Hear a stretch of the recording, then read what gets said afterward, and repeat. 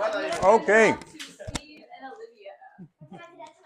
Hi, Steve. Hi, Olivia. Hi. Okay, you know, what is the theme? Jesus is Vote for Jesus! What are the two choices we have? The world or Jesus? The world or Jesus? So is it on?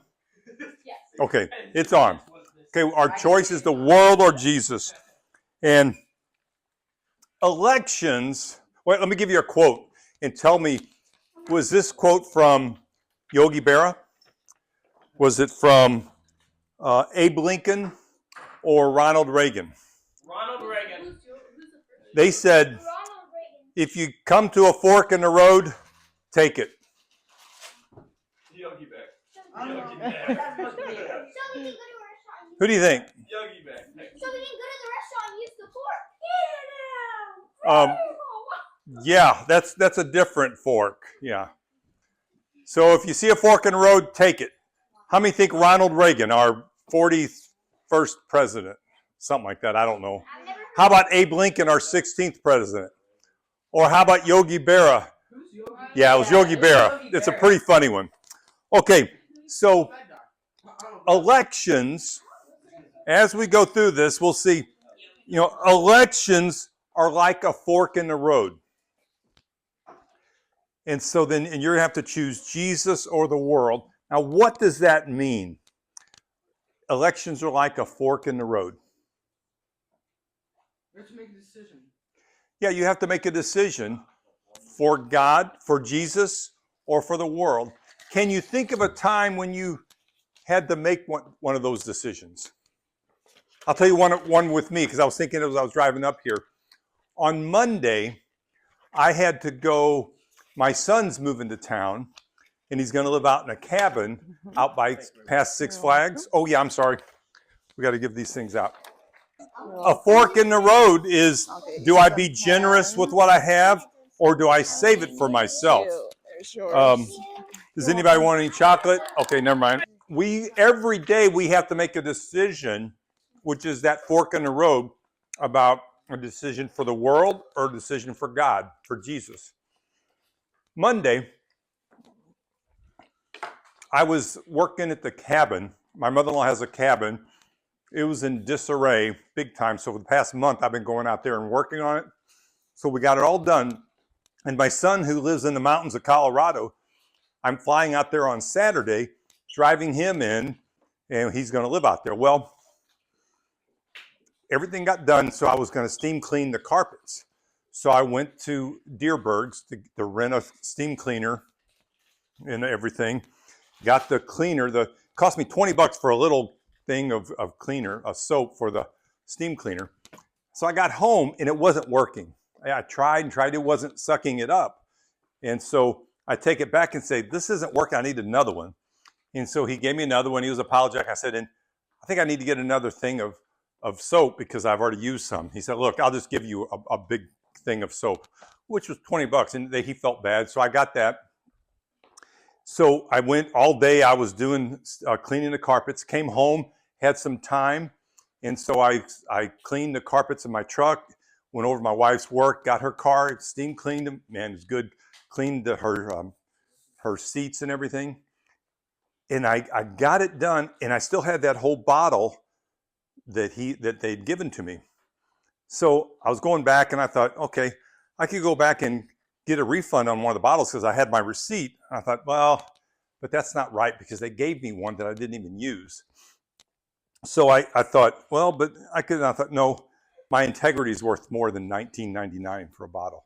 So I went in there, I told them, I said, hey, here's a bottle I haven't used. This was one you gave to me. I explained it to a different lady. She said, oh, no, you just take it. She said, you'll use it the next time you steam clean carpet. I said, I'm never steam cleaning carpets again. You know? And so she didn't want it. So she said, no, just go ahead and take it home. I'm like, okay, I tried. So I had a decision to make there. Was I going to be deceitful or was I going to be honest? And those are the forks that we have in the road every day. So elections are like a fork in the road. You've got to make a decision. And thinking about different people in history that had a fork in the road. Martin Luther King, he had a fork in the road. He had to decide Was he going to fight for justice? Or was he just going to be a pastor at Ebenezer Baptist Church in Atlanta? I was there about 3 months ago. It's pretty cool. And he decided, there was a fork in the road. He decided he was going to do what God was spurring him on to do, to fight for social justice. Rosa Parks did the same thing. Am I just going to go to the back of the bus, or am I going to fight for my own rights and the rights of everyone else? And so you have those types of things. You look at Paul. You know, Paul was in a fork in the road. He was going on the road to Damascus. And you know the story there. God came to him, a bright light. He went down. He was blind.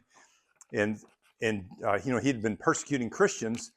And Jesus said, Saul, Saul, why do you persecute me?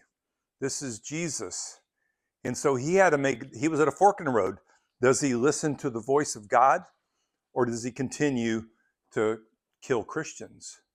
Peter was at a fork in the road when he denied Jesus at the when he was being taken in and arrested. He made the wrong decision. He said, "No, I don't even know this guy." So that was a fork in the road. He did it 3 times, and then when the rooster crowed, he realized Jesus told him this was going to happen. So he went off and cried. Then he came back. He was at a fork in the road. Do I just give up on this whole Christianity stuff and follow in Jesus? Or do I decide I'm going to go back? So you're going to have a fork in the road every day. And what are some forks in the road for you where you've had to make a decision? Jaden? When my buddies called me and they're like, yo, do you want to... Calm down, man. It's not that funny. Where my buddies basically called me and were like, yo, do you want to go, like, you know, graffiti some stuff or hang out? And, you know, my girlfriend also wanted FaceTime. And my brother was right there next to me and was like, why don't you just FaceTime your girlfriend instead? Which was the better choice instead of, you know, risk getting caught by the cops. Anybody else here want to share a time when there was a fork in the road where they had to make a decision about doing what was right or doing it wasn't so right? Anybody think of one just this week? It happens every day. If you think about it, every time you take a test, that's a fork in the road. Am I going to cheat, or am I going to be honest? That's a fork in the road that we have to take. Yes. So I've got an example about 2 hours ago. So Yeah. I had the decision to either stay home and you know, just study, which I didn't really need to, for some silly little quiz tomorrow, which I already have a pretty good grade in the class, or I could come here and be with people that I know are going to help guide me on my spiritual journey and help me better understand the Word of God. And so I chose to be here. Okay, good. And that wasn't a right or wrong, but that was good or better. Right. You know, just following God and enriching your relationship with God and other people that are Christians, or just staying home and not growing. Okay, that's a good example of one that's not quite a right or wrong. But yeah, Evie. My friend I was sitting right in front of my friend, and I like usually when you take checkpoints at school, they're like this like form on like your iPad, and it shows you the answers like after you do it. Yeah. So my friend was right behind me, and she was like, "Effie, let me see the answers." And then it was either like I would let her copy or like do it herself, and I would let her do it herself if she did really bad on it. Okay. So you decided to do the right thing and not give her the answers. Okay, good. Anybody else? I have one. It's very small. Okay. Small or, yeah. Someone took one of my tater tots, and I could took one small thing of his food, but I decided not to. Okay. That's very kind. Okay, that's good. You turn the other cheek, as Jesus would say. And, you know, and that's not a small one, because if you compromise the small ones, yeah, when it gets to be some of the big forks in the road, you will compromise those because you have a history of compromising and you think, oh, it's not so bad. For me, and I've shared my story with you, I had a fork in the road in 1974 where I had to decide, am I going to follow God, or am I going to continue doing some of the things that I've been doing? That was a big fork in the road that changed my trajectory. So you'll have some big forks, some smaller forks. And I've always decided that I was probably a decision or two from destroying my life. And just like if I decided, sexually to have an affair, that would destroy my life. And so I've always had to make a decision. I'm going to be faithful to God and faithful to my wife always. And that's kind of a fork that I have to continue to, not always, but it's a temptation that's always there for us guys with lust and stuff. So there's a scripture, Ephesians chapter 6, verse 12. It says, "For our struggle is not against flesh and blood, but against the rulers, against the authorities, against the powers of this dark world, and against the spiritual forces of evil in the heavenly realm." Okay, that's talking about the fork in the road. You can take one fork that is the spirits and the evil, or you can take the other fork towards Jesus. And that's a decision we make every day of our life. So, okay, that's the first thing. So one of the first things we have to do, here's a Proverbs 16:25. Who wants to read that for us? There is a path before each person that seems right, but it ends in death. Okay, so we have that path. We can be on the path for life, or we can be on the path that sometimes it might seem right, but it leads to death, okay? And if you decide to make the wrong decision, to follow the world, it's going to lead to death. Now, what does that mean? It's going to lead to us dying. Leads to a spiritual death. That's what that means.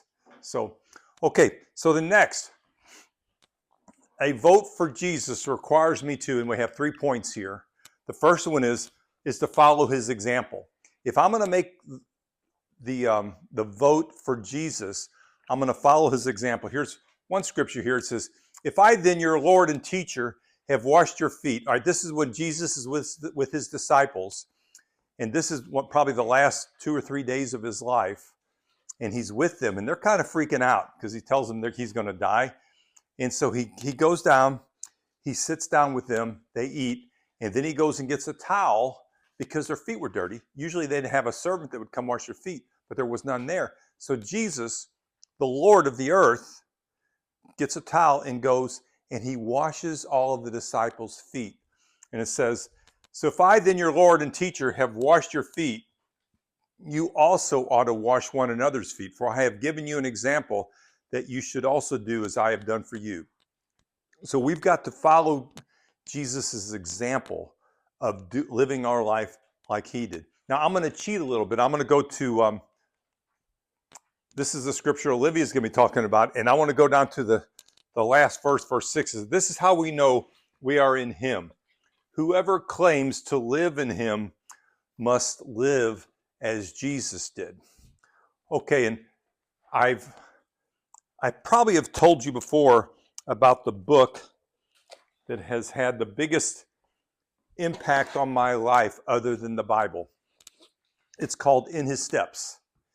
It was written in 1897, and somebody got this book for me. This was printed in 1897, a long time ago, and there are, other than the Bible, there are no other books printings that have had more than this book right here. It is written by a guy named Charles Sheldon. He was a pastor at a church in Kansas, and he would write each chapter in the newspaper, and people were enthralled by it. But basically, the story is, he tells the story. It's a novel of a pastor in a small town, and a man comes up. His wife goes away to go shopping. The man comes up to his door. He's homeless, and he just looks pretty homeless and very sickly. He's upstairs studying his sermon. His sermon was from 1 John chapter 2, verse 6 that I just read to you. And he comes to the door. He says, "Hey, I need a job. Can you help me get a job?" He said, "No, I don't have access to a job now, but I'll keep my ears open for you. And he leaves. He goes upstairs, works on a sermon. The next day he's preaching, and the guy comes in. He comes in the middle aisle and comes up, and everybody's kind of looking at him thinking, well, what's he going to do? Has he got a gun or whatever? And he comes up, and then he falls down, and he's very sick. They take him to the hospital. He ends up dying. And so that had a big impact on Henry Maxwell, who was the pastor there. The next week, God had really called him, and he challenged everybody in that church to, if you're really serious about discipleship, I want you to commit to me in this church that for every decision you make, you will ask the question, what would Jesus do? So there was a group of them, and he said, if you want to make that commitment, meet me in my office. And there were a bunch of people went in there to do that, and they really took it seriously. They asked, and that's where the WWJD, you've heard that. In the late 80s and early 90s, it was a big deal. People had wristbands, WWJD and everything. I would challenge you guys for this next week to do that, to ask yourself, before you do anything, before you make any decision, ask that question, what would Jesus do? And now, here's when I started doing this back, I was a freshman in college and I was challenged with this. Before I could decide what Jesus would do, I had to spend a lot of time in the Gospels reading about Jesus and to try to know Jesus better. And it really helped me because, like it says, we need to follow his example. And so in following his example, we got to know what he would do, what he would say, how he would treat people. And so it's if you decide you want to do this, and I think this is something as a disciple of Jesus, we've got to challenge ourselves to ask, what would Jesus do? Now, in our culture, some things would be different. Some of the things in that book that they did is a little different. Like one guy, he had a newspaper, and he decided, okay, I'm only going to put in this newspaper what Jesus would put in this newspaper. And back then, fighting, wrestling, or boxing was not something that the Christian community approved of. And so he decided, I can't put that in there. And there were some other things, and even some other ads that how he made his money. He decided he couldn't put some of those in there. And so he ended up losing his business because him asking that question. There was another lady named Rachel Winslow. She was a really good singer, and she was going to go to Broadway, going to do that, but she decided she needed to use her gifts in the town with the church, and then also down in the poor community where they would have some revivals, and she was down there singing, and people came. They wanted to hear Rachel Winslow singing. And so she decided, do I want to follow my career and be very popular and make a lot of money, or do I want to make my voice something that would be for God's kingdom? So those are some of the things that were in the book. So you've got to make the decision. Are you to make a vote for Jesus requires you to follow his example. So that's the second one. So Olivia's got the next 2 points. Okay.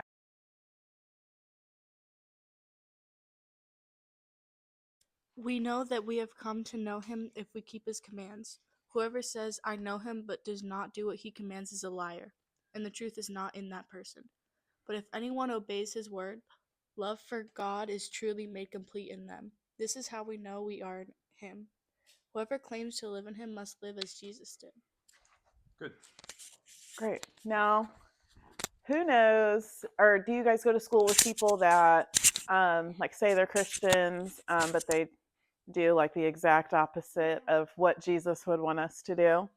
So how do you personally, how do you interact with people? Like, do you give advice? What is your way of talking to people that want to follow God, say that they believe in God and Jesus, but actively choose to do the opposite? Yes, I really like that. That took a while for me to even understand that. I know when I was younger, big part of me falling away from Christianity was people being hypocrites and not living like the Bible said or like how Jesus would want us to live. And that took me down some paths that I didn't need to go down. So whoever claims to live in him must live as Jesus did. So do you all actively try to, what do you do throughout your day that where you think about Jesus and God? What are some things that you do? You're actively thinking about God and Jesus. Working out? Nice. So what do you think? Is that like your motivator? I kind of just do a quick prayer. Nice. Lord, give me your strength. Oh, I love that. That's great. Anybody else? Are some commands easier to keep than others? Yes. Now, which commands do you feel are easier to keep? Max? Do not commit false testimony.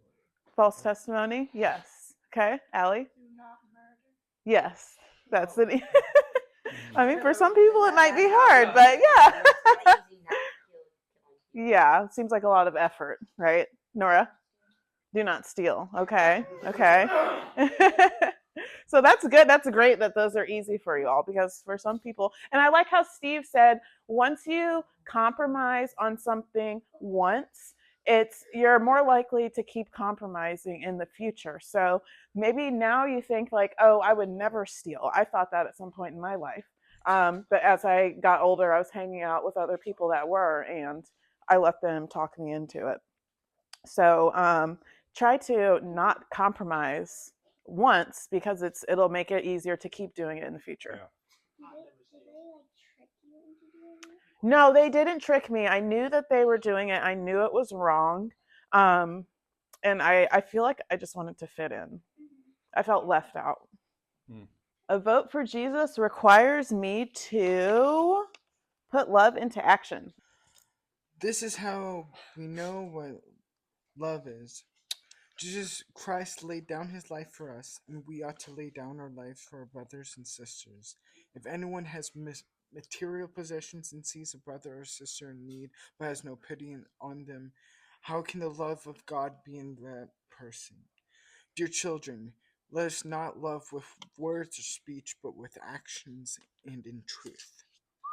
That's a tough one. Yes. Yeah, I love this one.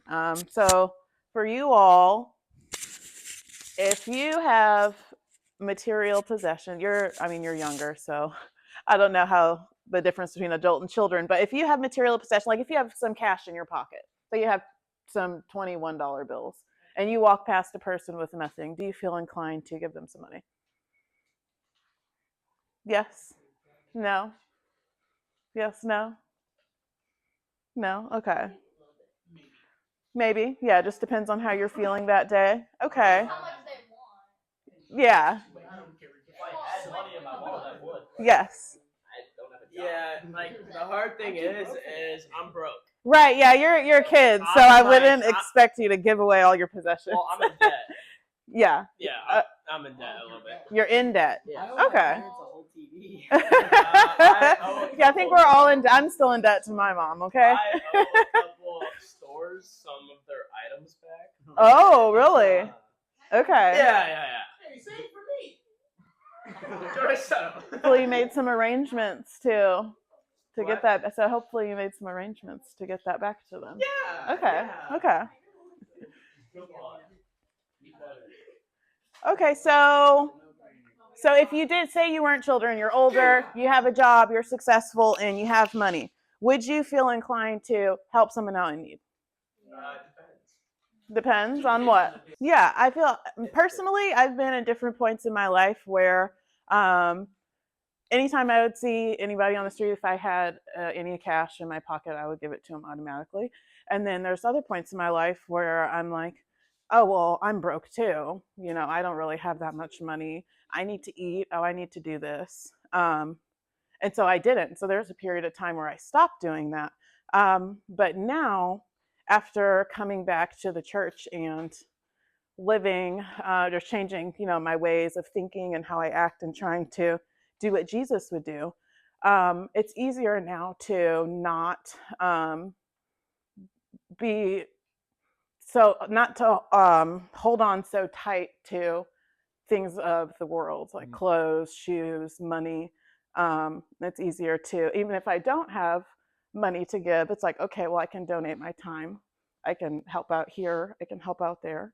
So even if you don't have physical material possessions to give, always think about how you can be helping the next person.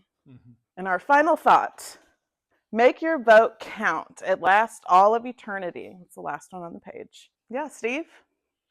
Yeah, it's just we've got to really look at what we do and look at it seriously, because we got to make our vote count. We got to understand it's either Jesus or no Jesus. And it's just in this the world, and you can make some small decisions that wouldn't be making your vote count, and it won't have an impact on eternity. So it's really important that even the little decisions we make, it's part of that election. Do we go with Satan? He wants us to go with him, and that's the world. Or do we want to go with Jesus? Jesus died on the cross for us to follow him, and so we've got to constantly keep that in mind. It's either one or the other with everything we do. So yeah. Yes. Yeah, it's an important. Yes, Liam. I just wanted to add. Uh-huh. I don't know if this is like totally related, but No, it's fine. I feel like sometimes it's very easy to mistake the world's mishaps for God's mishaps, I guess. Yes, Is I one way agree. to put it. So, like, I don't know, just say you had a bad day in general, and you just kind of feel like you get mad at God for, I mean, not giving you the best day, I guess. I mean, Yeah. But I feel like it's very important. I've worked on this a lot in the last year, of just working on reminding myself that wasn't God's fault. That wasn't my fault. That was the world's fault. Yeah, and that's good. I feel like that's something that we as Christians need to be relaying to other people when they're in times of like trouble and distress, that it is not, God's fault, that we're at war with the powers of this earth, the things that we can't see. And I feel like if I was told that more, because I blamed God for a lot of things, I didn't know better. And nobody was really telling me about the background of the things that we cannot see that have power in this world. So I feel like that's something that we should be relaying to our non-Christian friends too. Yeah, that's a very deep thought there. Yeah. Thanks for sharing that, Liam. It's and a lot of times Satan allows things to happen because we have the free will where we'll make decisions that are for Satan, and some bad things will happen with that. So good.